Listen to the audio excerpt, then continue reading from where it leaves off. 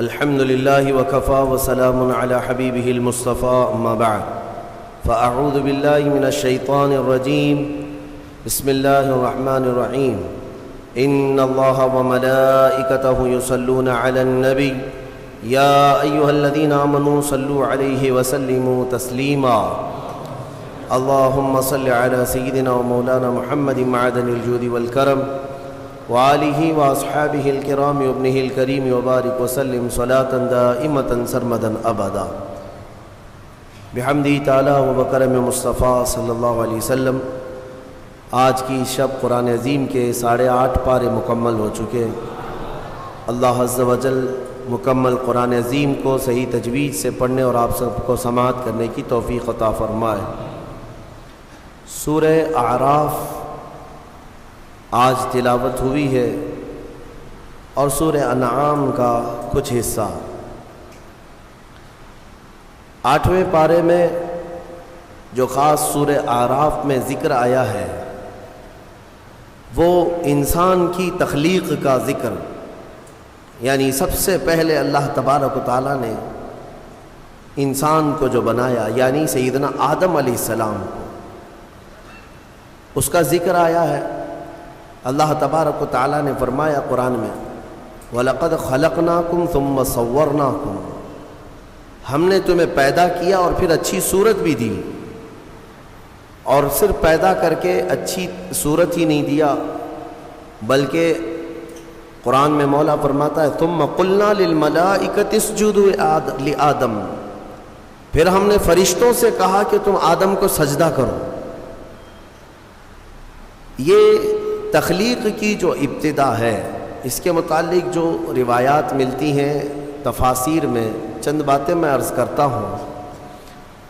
آدم علیہ الصلاۃ والتسلیم کو جب پیدا کرنا اللہ تبارک و تعالیٰ نے ارادہ فرمایا تو فرشتوں سے فرمایا، فرشتوں سے یوں کہا کہ میں زمین میں اپنا ایک نائب بنانا چاہتا ہوں، اپنا خلیفہ۔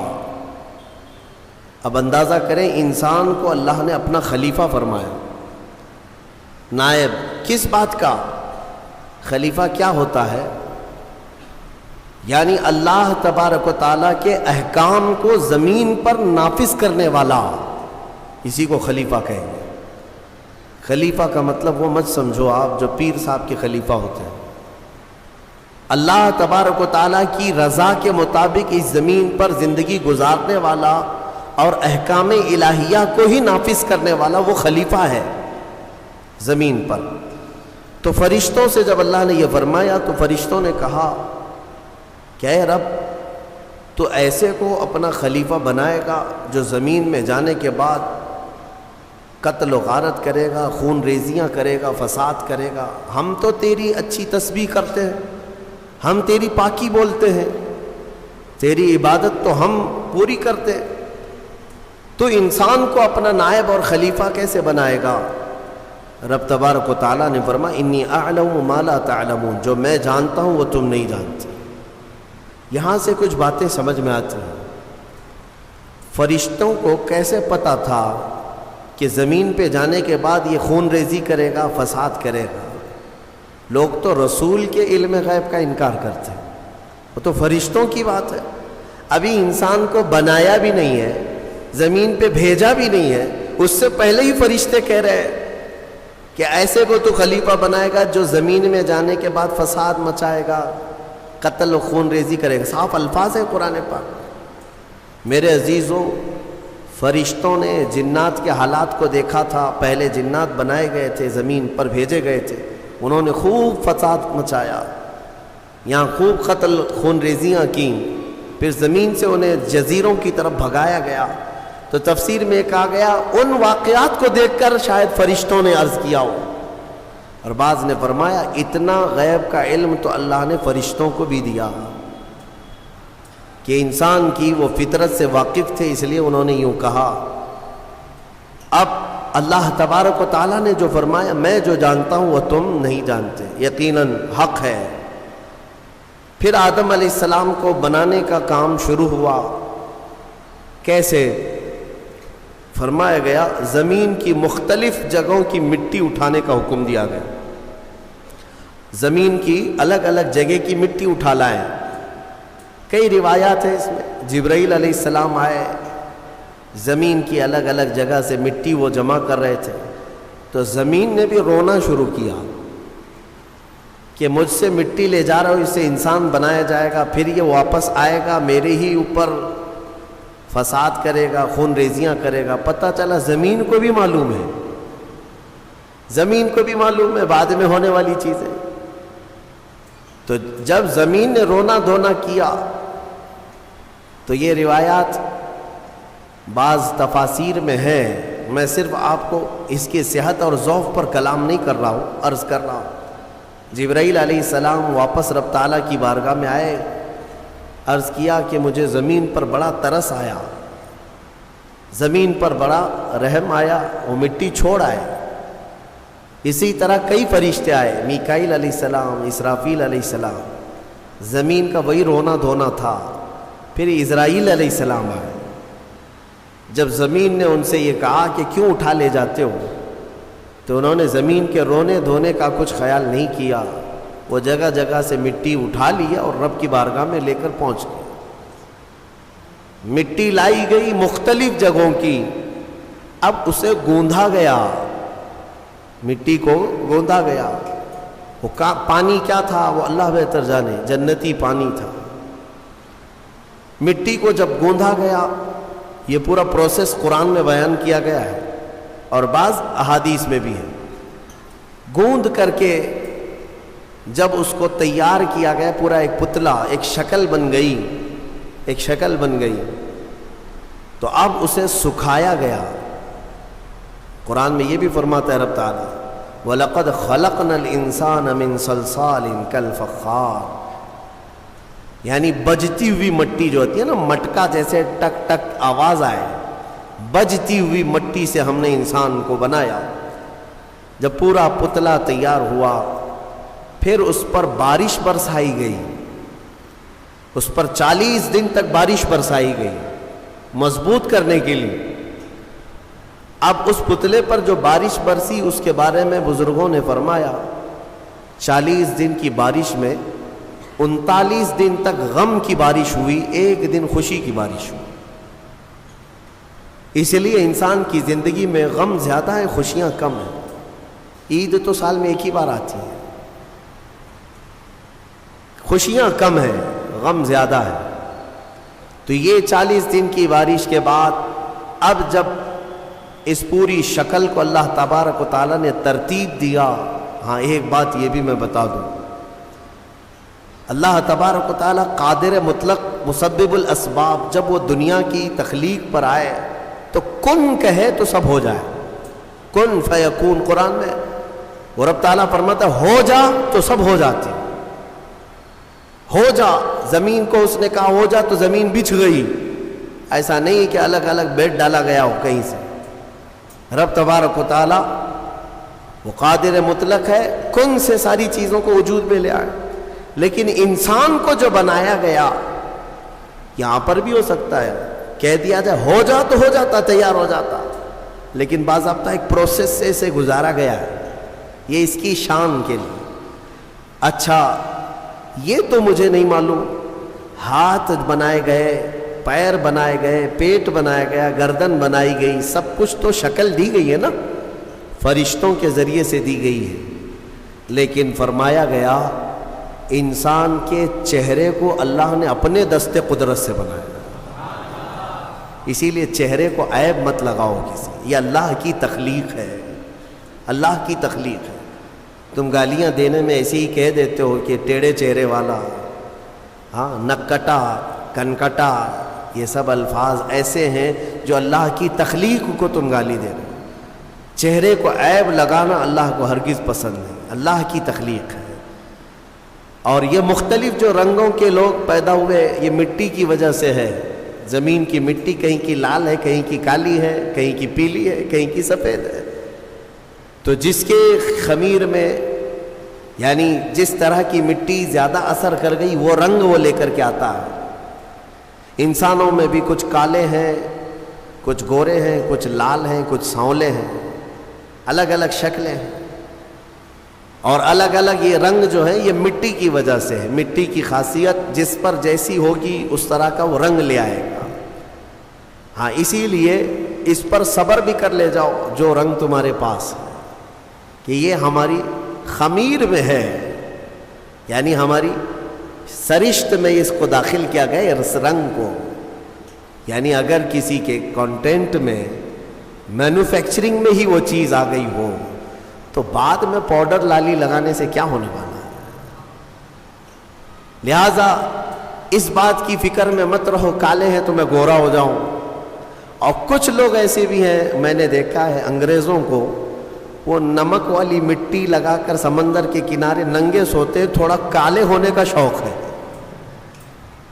ان کو، تھوڑا کالے ہونے کا شوق ہے کیونکہ اجلے زیادہ ہے، اور ادھر کالوں کو گورے ہونے کا شوق زیادہ ہے۔ اس کا مطلب یہ ہے کہ یہ کسی چیز میں انسان قناعت نہیں کرتا، اسے صبر نہیں ہے، کسی چیز پر یہ راضی نہیں ہے۔ تو بہرحال اس بات پر راضی ہو جاؤ کہ میرے مولا کی تخلیق ہے یہ، اور اس نے جیسا پسند کیا ویسے مجھے بنایا، بس اس بات پر صبر آ جائے گا۔ کوئی بھی اپنا چہرہ آئینے میں دیکھے تو دعا بھی میرے آقا نے کیا سکھائی پتہ ہے؟ دعا بھی چاہے کالے آدمی ہو گورے آدمی ہو کسی بھی طرح کے ہو، ایک ہی دعا حضور نے تعلیم دی، ایک ہی دعا۔ آئینہ دیکھو تو یہ دعا پڑھو، اللہم حسنت خلقی فحسن خلقی، اے اللہ تو نے میرا چہرہ کتنا اچھا بنایا ہے، مولا اسی طرح میرے اخلاق بھی اچھے بنا دے۔ یہ دعا حضور نے فرمائی۔ تو کیا کالا آدمی یہ دیکھ کر کے دعا نہیں کرے گا؟ سانولا نہیں دعا کرے گا؟ ہر آدمی یہی دعا کرے گا کہ اے اللہ تو نے میرا چہرہ کتنا اچھا بنایا، کتنا اچھا بنایا۔ ہاں دعا یہی کیا کرو کہ اللہ نے سب کے چہرے اچھے بنائے، تمہیں اندازہ نہیں ہے۔ اور چہرے کو عیب لگانا اتنا گناہ ہے۔ میں آپ کو بتاؤں، آپ کی کیفیت جو ہے نا، آپ کی کیفیت، آپ اتنے خوبصورت ہیں، اتنے خوبصورت ہیں جس کا آپ کو خود کو اندازہ نہیں ہے۔ خلیفہ ہارون رشید نے اپنی بیوی سے ایک دن رات میں 14ویں کا چاند چمک رہا تھا، باہر یہ لوگ رات میں سوئے ہوئے تھے، بادشاہوں کو ایسی کبھی نہ کبھی شرارت سوچتی ہے، کہہ دیا کہ بیگم اگر تو یہ 14ویں کے چاند سے زیادہ خوبصورت نہیں نکلی تو تجھے طلاق۔ اگر بیوی اس سے زیادہ خوبصورت نہیں نکلی تو تجھے طلاق۔ آپ یہ جملہ نہ کہیں۔ وہ خلیفہ تھا، وہ بادشاہ تھا، اس نے کہا اب طلاق کا لفظ یہ معمولی نہیں ہے، گالی نہیں ہے، یہ گولی ہے۔ ہاں بعض لوگ یہ سمجھتے ہیں گالی دینے کے لیے بیوی کو طلاق کہا ہے، میاں گالی نہیں ہے، یہ رشتے ختم ہو جاتے ہیں۔ دوسرے دن یہ مسئلہ اٹھا، ملکہ نے، بیگم نے مسئلہ رکھا کہ آخر میری طلاق ہوئی یا پھر میں نکاح میں ہوں، یہ کیسے پتا چلے گا کہ میں چاند سے زیادہ خوبصورت ہوں کہ نہیں؟ یہ کون بتائے گا؟ تو بہت سارے علماء اس بحث میں مشغول ہو گئے، سبوں کو عاجزی آ گئی۔ بڑے فقیہ تھے اس زمانے میں، ایک بہت بڑے فقیہ، ان کے پاس جب یہ مسئلہ پہنچا، غالباً امام شافعی رحمۃ اللہ، تو ان کے پاس یہ مسئلہ پہنچا تو یہ جو بڑے فقیہ تھے انہوں نے پوچھا کہ کیا مسئلہ ہے؟ کہا کہ ایسے ایسے خلیفہ ہارون رشید نے کہا ہے۔ تو انہوں نے پورا مسئلہ سننے کے بعد کہا جاؤ طلاق نہیں ہوئی۔ کہا وہ کیسے؟ کہا اس لیے کہ زبیدہ ہی نہیں، بہت سارے لوگ چاند سے زیادہ خوبصورت ہیں۔ کیوں؟ کہا قرآن میں اللہ نے فرمایا لَقَدْ خَلَقْنَا الْإِنسَانَ فِي أَحْسَنِ تَقْوِيمٍ، ہم نے انسان کو سب سے اعلیٰ صورت میں پیدا کیا ہے۔ سب سے اعلیٰ کا مطلب وہ چاند سے بھی اعلیٰ، چاند سے بھی حسین پیدا کیا ہے۔ تو ہر انسان کو اللہ تعالیٰ نے چاند سے بھی زیادہ اعلیٰ صورت عطا کیا ہے۔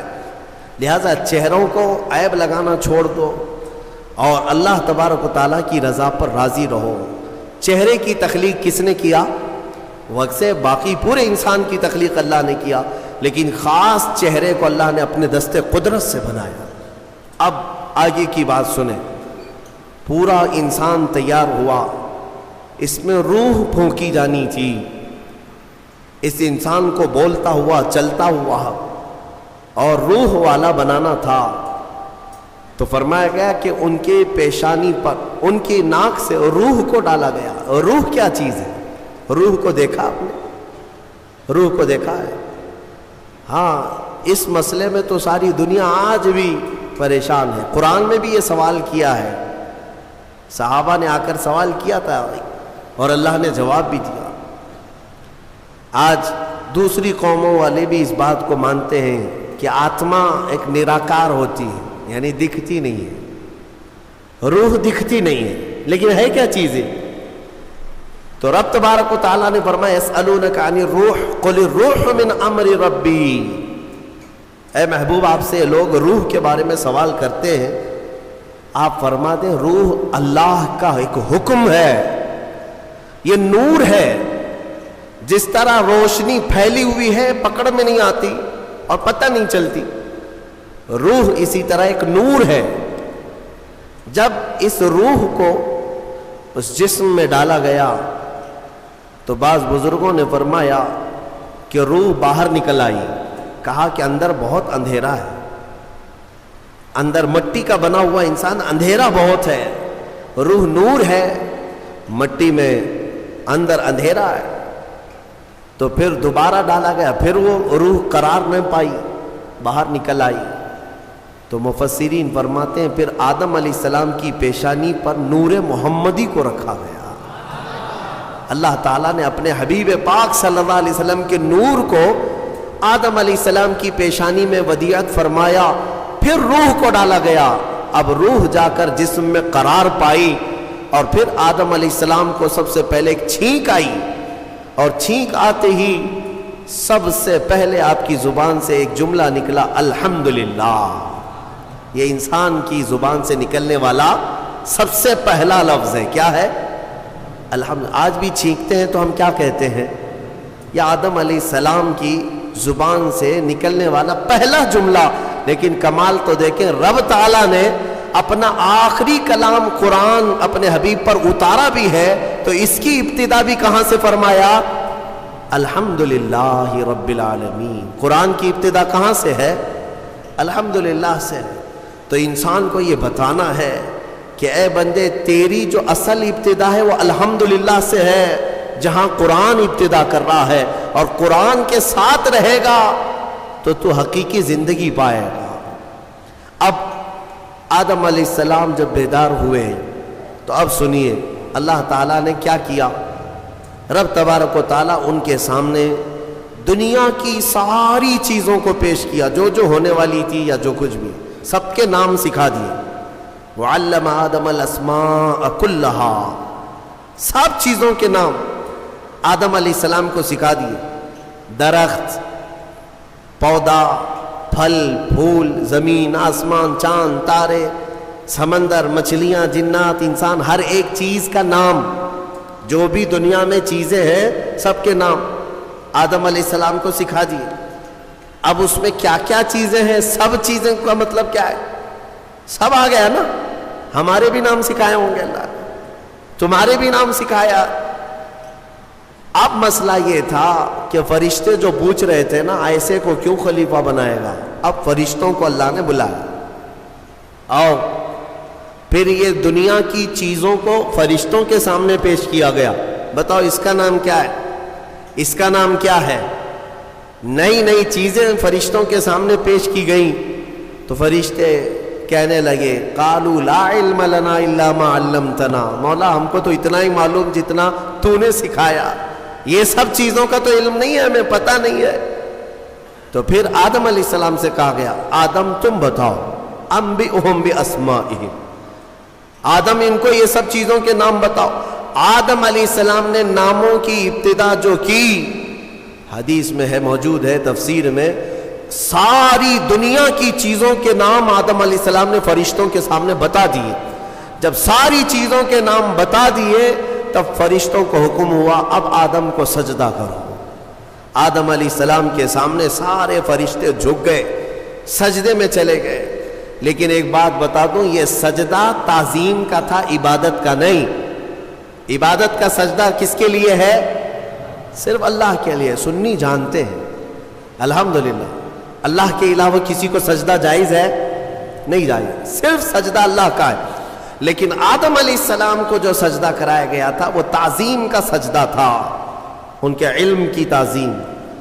اب حکم جو ہوا ہے وہی قرآن میں آج ہم نے پڑھا ہے. اللہ نے فرمایا سب کے سب سجدہ کرو, سب سجدے میں چلے گئے. پتہ ہے ایک تھا ابلیس جو غرور کی وجہ سے سجدہ نہیں کیا, کھڑا رہا. ابلیس کون ہے؟ یہ شیطان جس کا نام عزازیل. یہ کون ہے؟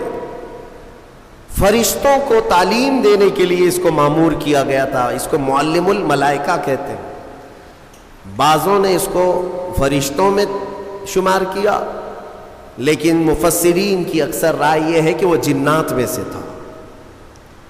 ابلیس کس میں سے تھا؟ جنات میں سے تھا. لیکن فرشتوں کے ساتھ رہتا تھا, اس لیے حکم اسے بھی تھا. حالانکہ وہ اللہ کی بہت عبادت کیا ہے, بہت عبادت. اتنی عبادت کیا ہے کہ اس کے سجدے اگر زمین پر پھیلا دیے جائیں تو ایک راہی کے دانے کے برابر بھی جگہ خالی نہیں ہوگی. اتنے سجدے اللہ کے کر چکا, لیکن اس وقت سجدہ نہیں کیا.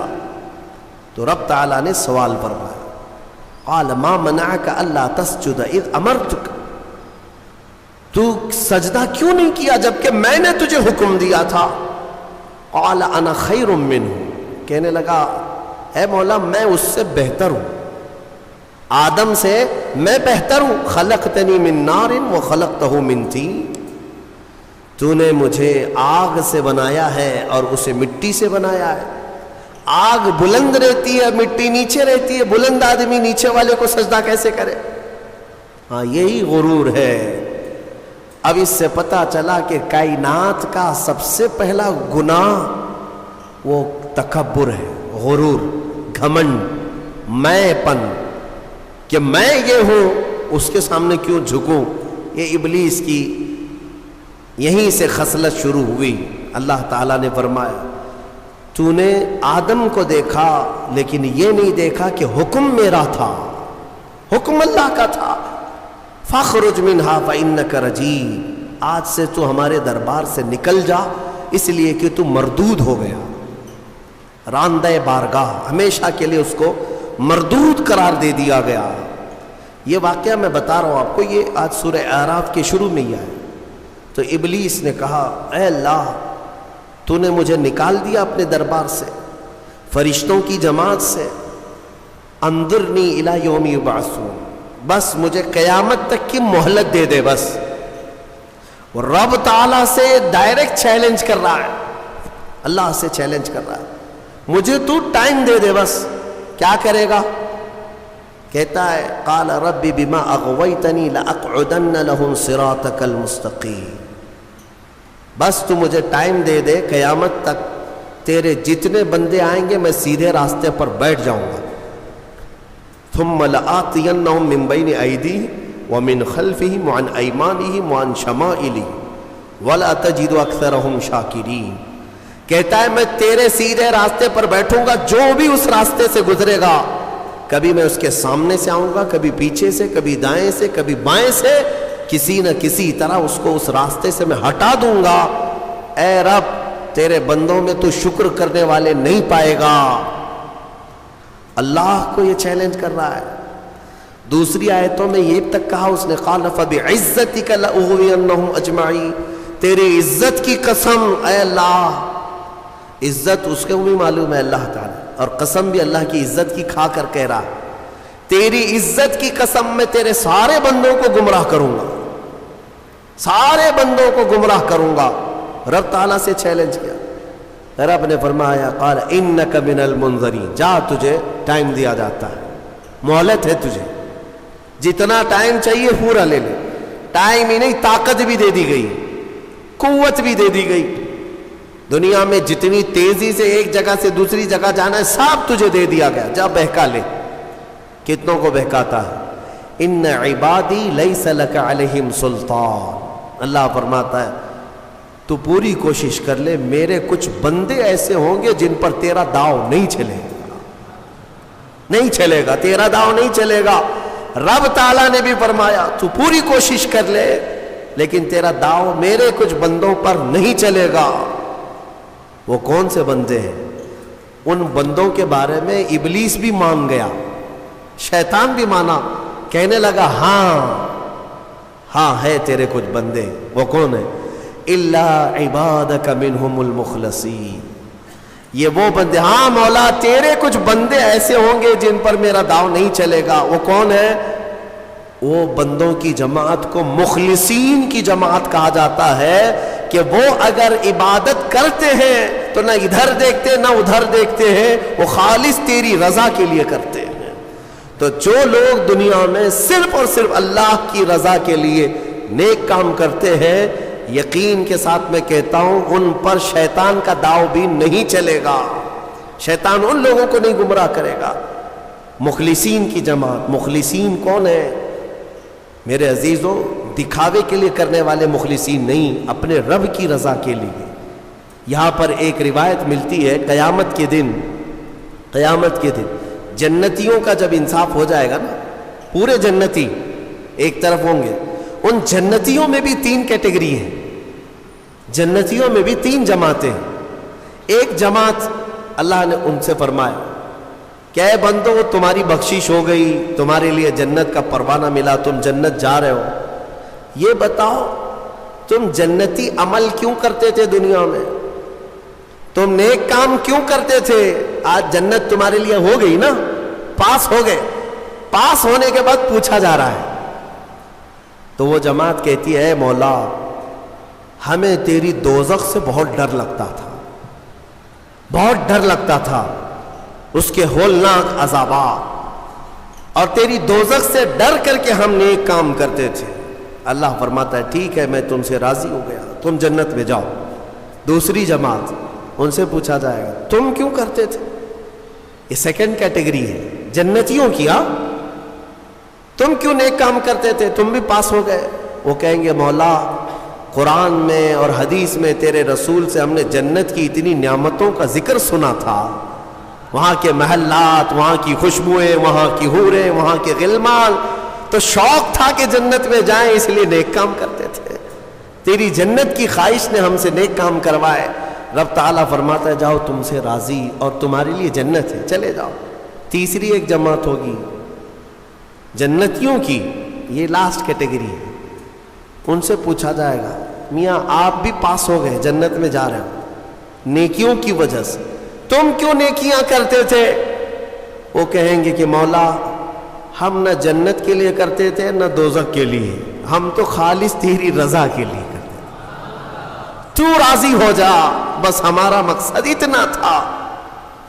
تو رب تعالیٰ فرمائے گا جاؤ میں تم سے راضی ہو گیا اور جنت میں جاؤ۔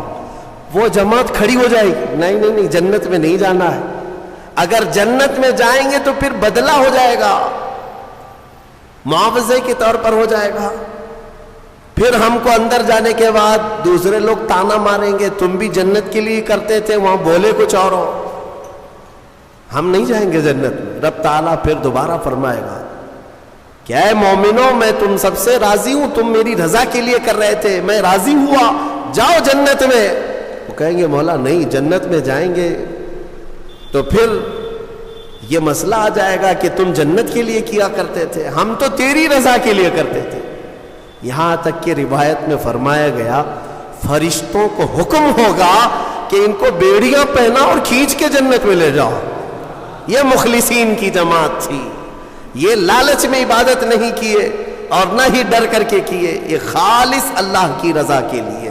اور اسی جماعت کے بارے میں شیطان بھی کہتا ہے ان پر میرا داؤ نہیں چل سکے گا، ان پر میرا حربہ نہیں چل سکے گا۔ اسی لیے میں مومنوں سے گزارش یہ کرتا ہوں کہ اعمال میں اخلاص پیدا کرو، اخلاص صرف اور صرف اللہ کے لیے، نہ کسی کو ڈر کر، نہ کسی کے لیے، عبادتیں نہیں، اللہ کے لیے۔ تم اپنی آخرت کو سوچو۔ میں ایک بزرگ کے متعلق پڑھا تھا، 30 سال تک انہوں نے پہلی صف میں نماز ادا کی جماعت کے ساتھ، ایک نماز بھی نہیں چھوٹی، تکبیر اولیٰ بھی نہیں چھوٹی، 30 سال تک۔ توجہ چاہتا ہوں، 30 سال تک ایک نماز میں ایک جماعت نہیں چھوٹی اور پہلی تکبیر بھی نہیں چھوٹی، پہلی صف میں کھڑے رہتے تھے۔ 30 سال کے بعد ایک دن مغرب میں آئے تو ایک رکعت ہو گئی۔ 30 سال کے بعد ایسا موقع آیا، پیچھے رہ گئے۔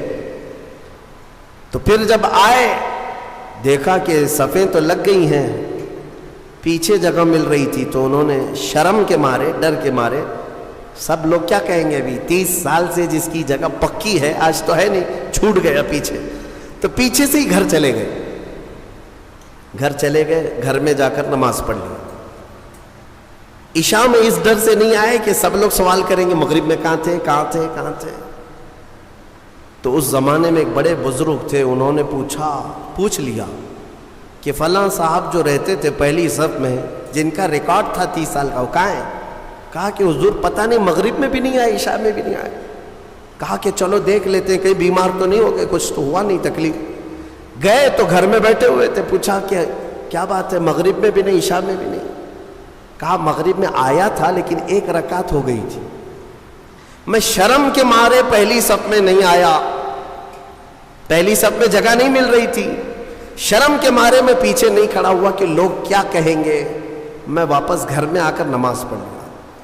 اس بزرگ نے ان سے کہا جو 30 سال کی عبادت کر چکے تھے، کہا کہ اے بندے جا پچھلے 30 سال کی نمازوں کو پھر سے ریپیٹ کر لے، دوہرا لے، اس لیے کہ جو تو نے نمازیں پڑھی وہ صرف اسی نیت سے پڑھی کہ لوگ کیا کہیں گے، لوگ کیا کہیں گے۔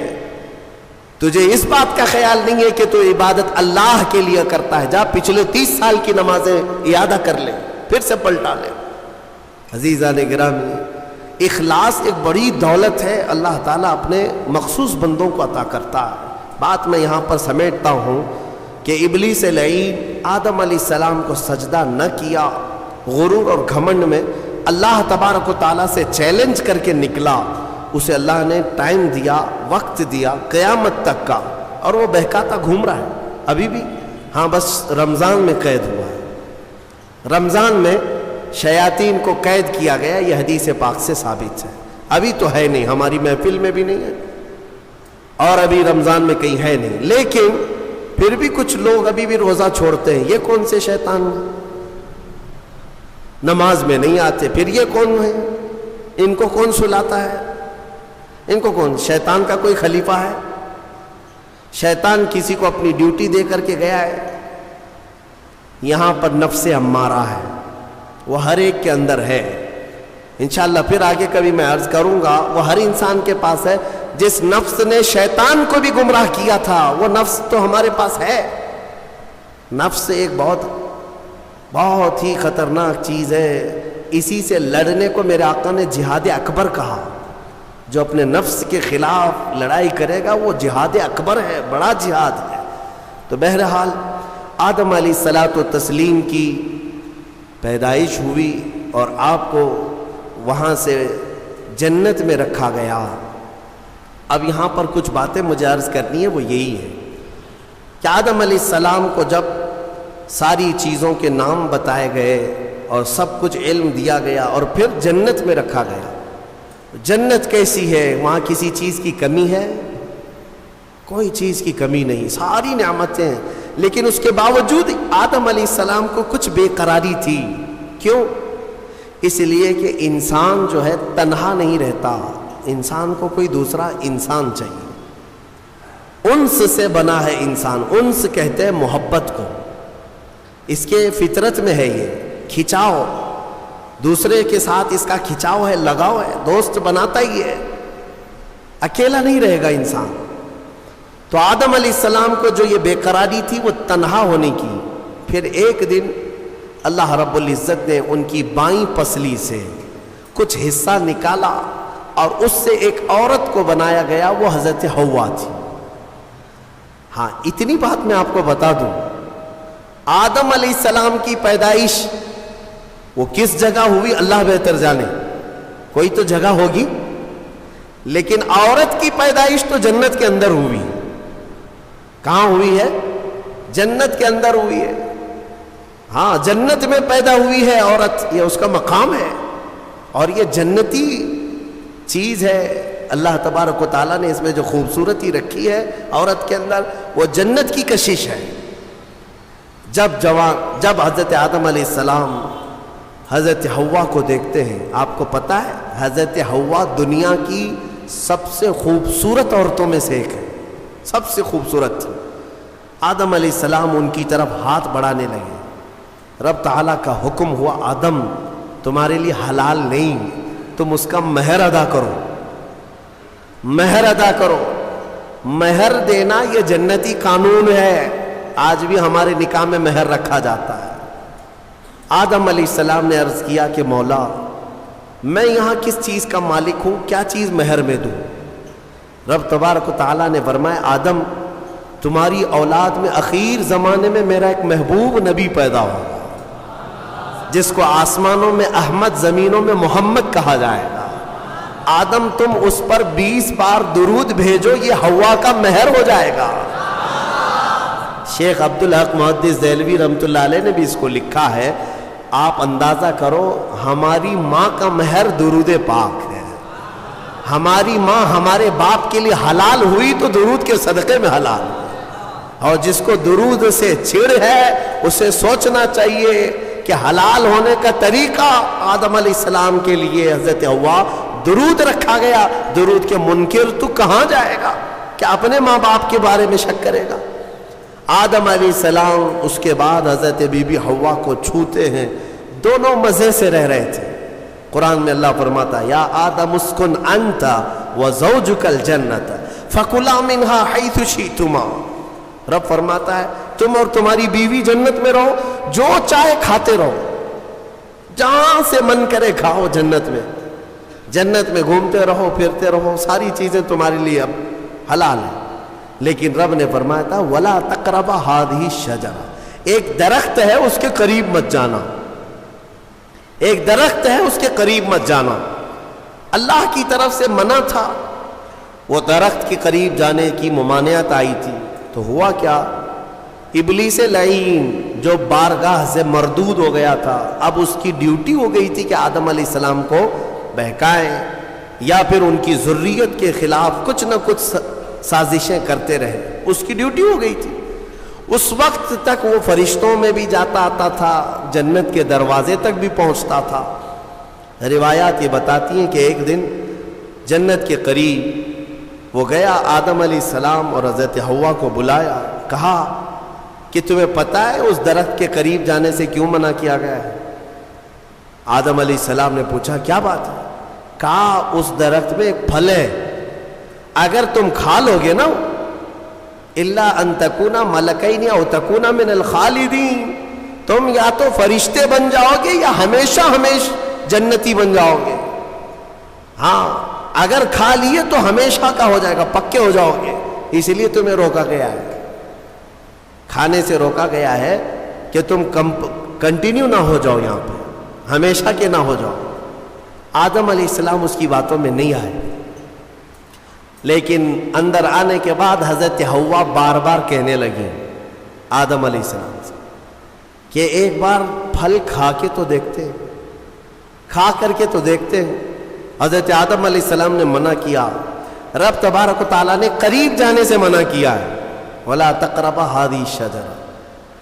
اب یہاں پر شیطان نے ایک لاجک سکھائی، منطق، ہاں قریب جانے سے منع کیا نا، درخت کا پھل کھانے سے تھوڑی نہ منع کیا۔ تو حضرت بی بی حوا نے پھل توڑ کر کے آدم علیہ السلام کو بھی پیش کیا، خود بھی کھائی۔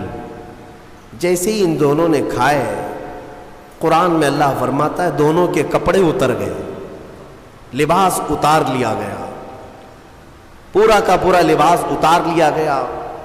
جنت کے کچھ درختوں کے پتوں سے انہوں نے اپنا جسم چھپایا، پھر فوراً حکم آیا اللہ کا، قال اہبطوا، اتر جاؤ تم سب کے سب، تم سب اتر جاؤ جنت سے، زمین پر جاؤ، اس لیے کہ اللہ تعالیٰ نے جس چیز سے روکا تھا تم نے وہ کھا لیا۔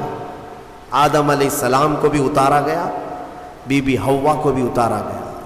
جنت میں اور جنہوں نے ان کا تعاون کیا تھا سب کو اتارا گیا، زمین پر بھیج دیا گیا، اور پھر الگ الگ آدم علیہ السلام کو سرندیپ پہاڑ پر جو سری لنکا میں ہے آج، حضرت حوا کو جدہ میں سعودی عرب میں، اتنا لمبا فاصلہ، اور پوری بھری دنیا میں دو ہی لوگ ہیں اور ایک ادھر ایک ادھر، رب تبارک و تعالیٰ نے اتارا اور پھر یہ فرمایا ایک مدت تک تم کو زمین میں ٹھہرنا ہے اور پھر میری طرف لوٹ کر کے آنا ہے۔ آدم علیہ السلام اس بات پر روتے رہے، بہت روئے، تقریباً 350 سال روئے۔ سب سے زیادہ رونے والوں میں آدم علیہ السلام کا نام آتا ہے۔ پھر ایک دن ایسا ہوا کہ آدم علیہ السلام نے اللہ تعالیٰ کی بارگاہ میں یوں عرض کیا کہ جب میری آنکھ کھلی تھی، سب سے پہلے حضرت آدم علیہ السلام کی روح ڈالی گئی، آنکھ کھلی تھی تو سب سے پہلے آدم علیہ السلام کی نظر جس چیز پہ پڑی تھی وہ لا الہ الا اللہ محمد الرسول اللہ۔ اللہ تعالیٰ نے اپنے نام کے ساتھ ایک اور نام رکھا تھا۔ آدم علیہ السلام نے اللہ کی بارگاہ میں یوں عرض کیا کہ مولا، جس کا نام تو اپنے نام کے ساتھ آسمانوں میں رکھا، اس کے طفیل میری توبہ قبول فرما۔ فوراً رب تبارک و تعالیٰ نے جبرائیل امین کو بھیجا، جاؤ آدم کی توبہ قبول ہوئی، اس لیے کہ محبوب کا وسیلہ لیا گیا۔ ہاں، اسی لیے ہمارے امام بریلی کے تاجدار فرماتے ہیں وہ جہنم میں گیا جو ان سے مستغنی ہوا، ہے خلیل اللہ کو حاجت رسول اللہ کی، ہے خلیل اللہ کو حاجت رسول اللہ کی، عرش حق ہے مسند رفعت رسول اللہ کی، دیکھنی ہے حشر میں عزت رسول اللہ کی۔ یہ اتنا ہی نہیں میرے عزیزوں، تمہیں کیا خبر، قیامت کے دن کے بارے میں بھی اعلیٰ حضرت فرماتے ہیں خلیل و نجی مسیح و صفی سبھی سے کہیں نہ بنی۔ قیامت کے دن یہ قوم کہاں کہاں جائے گی؟ سارے نبیوں کے پاس جائے گی، سب کیا کہیں گے؟ میرے علاوہ کسی اور کے پاس جاؤ۔ ہاں، حضور فرمائیں گے آؤ میں تمہاری شفاعت کے لیے ہوں۔ اس کو اعلیٰ حضرت فرماتے ہیں خلیل و نجی مسیح و صفی سبھی سے کہیں نہ بنی، یہ بے خبری کی خلق پھری کہاں سے کہاں تمہارے لیے۔ یا رسول اللہ، کہاں سے کہاں تمہارے لیے، دہن میں زباں تمہارے لیے، بدن میں ہے جان تمہارے لیے، ہم آئے یہاں تمہارے لیے، اٹھے بھی وہاں۔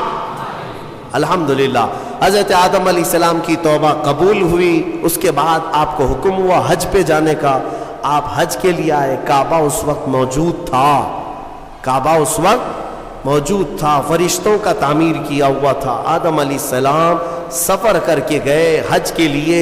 یہاں سے ایک بات میں عرض کرتا ہوں، دنیا کا پہلا حج ہندوستان کی سرزمین سے ہوا۔ آدم علیہ السلام اسی زمین سے گئے، اور ہمارے لیے فخر کی بات یہ ہے کہ یہ ہندوستان ہمارے باپ کی زمین ہے۔ ہاں، آدم علیہ السلام باپ ہے کہ نہیں ہے؟ ہمارے باپ کی زمین ہے۔ الحمدللہ ہم اپنے باپ کی زمین پر قائم ہیں، ہاں، کسی کے باپ کی نہیں ہے۔ اور فخر سے رہو، خوشی سے رہو، اللہ تبارک و تعالیٰ نے زمین پر تمہیں قرار دیا۔ آدم علیہ السلام جب وہاں پہنچے تو عرفات کے میدان میں حضرت حوا سے ملاقات ہوئی۔ پھر اس کے بعد زندگی کی ابتدا ہوئی، اولاد شروع ہوئی آدم علیہ السلام کی، پھر نسل انسانی کا ایک بہت بڑا سلسلہ شروع ہوا، اور اسی نسل انسانی کی برکت ہے کہ ہم اور آپ زمین پر آج موجود ہیں، اسی آدم علیہ السلام کی نسل سے۔ ایک اور بات خاص طور پر عرض کرنا ہے، وہ یہ ہے کہ آدم علیہ السلام کہاں سے اتارے گئے تھے؟ میں نے ابھی آپ کے سامنے عرض کیا، کہاں سے اتارے گئے تھے؟ جنت سے اتارے گئے تھے، جنت سے اتارے گئے، اور جہاں سے آئے ہیں وہیں پر جانا چاہیے۔ اسی لیے کہا گیا انسان کو کہ تیرا اصلی وطن جنت ہے۔ تیرا اصلی وطن کیا ہے؟ جنت ہے۔ بچہ جب ماں کے پیٹ سے پیدا ہو کر کے دنیا میں آتا ہے تو روتا آتا ہے نا، دیکھا ہے نا آپ نے، روتے ہوئے آتا ہے۔ کیوں روتے ہوئے آتا ہے؟ بزرگوں نے فرمایا، خود میرے مرشد گرامی حضور تاج الشریعہ رحمۃ اللہ تعالی تشریف فرماتے تھے کہ بچہ روتا ہوا اس لیے آتا ہے کہ اس کا اصلی وطن چھوٹ گیا۔ کون سا؟ جنت میں تھی، ہماری روحیں آنے سے پہلے کہاں تھی؟ جنت میں تھی۔ اصلی وطن جب بھی چھوٹتا ہے تو روتا ہوا آتا ہے، اور اسی لیے شاعر کہتا ہے شاعر کیا کہتا ہے کہ یاد داری کے وقت زادنے تو ہما خنداں بودند تو گریاں. اے انسان تجھے معلوم ہے جب تو پیدا ہوا تھا سب ہنس رہے تھے اور تو رو رہا تھا.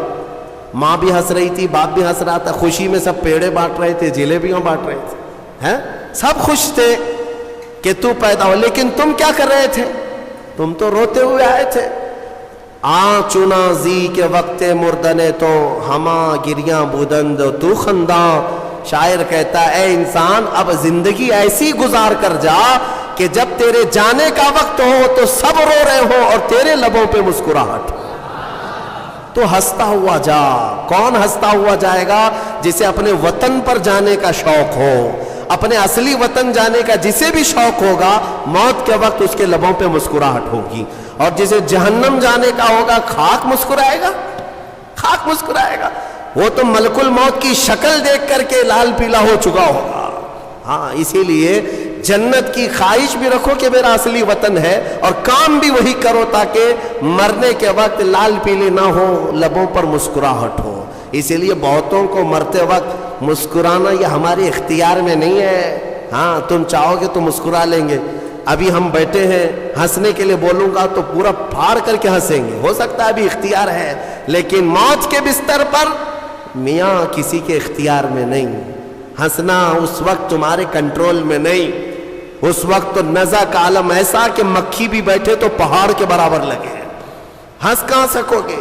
ہاں بس وہی ہنسے گا جو زندگی بھر جنت میں جانے کی تیاری کرتا تھا اور مولا اسے موت سے پہلے جنت دکھا رہا ہو اور وہ ہنس رہا ہو. بس وہی ہنسے گا, باقی کسی کے کنٹرول میں نہیں ہے. اسی لیے میں اسی پر گفتگو ختم کرتا ہوں. ہمارے باپ آدم علیہ السلام جنت سے آئے تھے اور پھر وہ واپس جنت میں ہی جائیں گے. آدم علیہ السلام بھی, نوح علیہ السلام بھی, موسیٰ و عیسیٰ بھی, ابراہیم و اسماعیل بھی علیہ السلام, اور خود میرے آقا و مولا سیدنا محمد الرسول اللہ صلی اللہ علیہ وسلم جنت ہی میں جائیں گے. تو ہم جن کی امت ہیں, ہمارے لیے یہی فرض ہے کہ ہم بھی وہیں جائیں جہاں ہمارے رسول جائیں گے, اور جنت کے کام شروع کرو, نیکیاں کرو. اللہ تبارک و تعالی ہم سب کو اصلاح کی توفیق عطا فرمائے. مرنے سے پہلے مولا توبہ کی توفیق عطا فرمائے, جنتی اعمال کی توفیق عطا فرمائے. وآخر دعوانا الحمدللہ رب العالمین. السلام علیکم.